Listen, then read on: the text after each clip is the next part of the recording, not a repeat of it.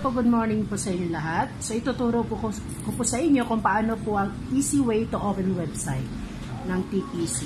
So punta lang po ako ng Google. Okay, click lang yung Google. So TPC-PH login. Then Telepreneur Members login. Kiniklik ko po siya. Then napunta po ako dito sa www.tpc.com. Okay? So nilagay ko po yung number ko. Then of course, ipapasok ko po yung aking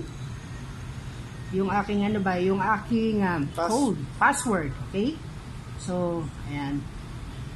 No, wag nyo lang po gayahin yung aking password kasi po may kanya-kanya po tayong password. So, okay, I'm not a robot. Then, of course, login. Oops, sabi dito, incorrect password.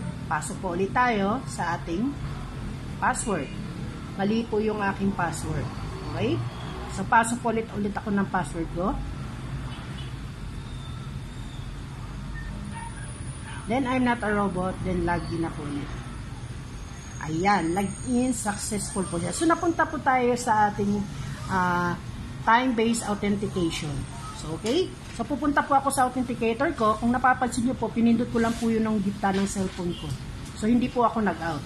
Hinahanap ko lang po yung aking authenticator. Then, kinopy-paste ko po.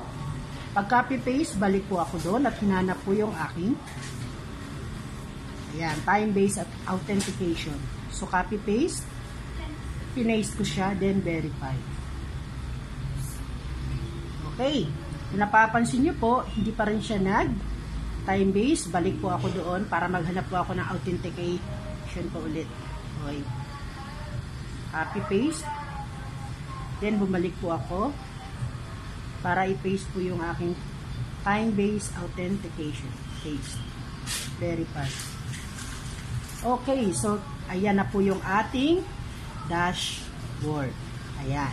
Napapansin nyo po. So ayan na po yung dashboard natin. Diyan mo po makikita yung ating profile page, view network, okay, load mobile, my transaction. Then of course yung ating account summary. Ayan, huwag nyo na lang po tingnan. Yun po yung ating account summary.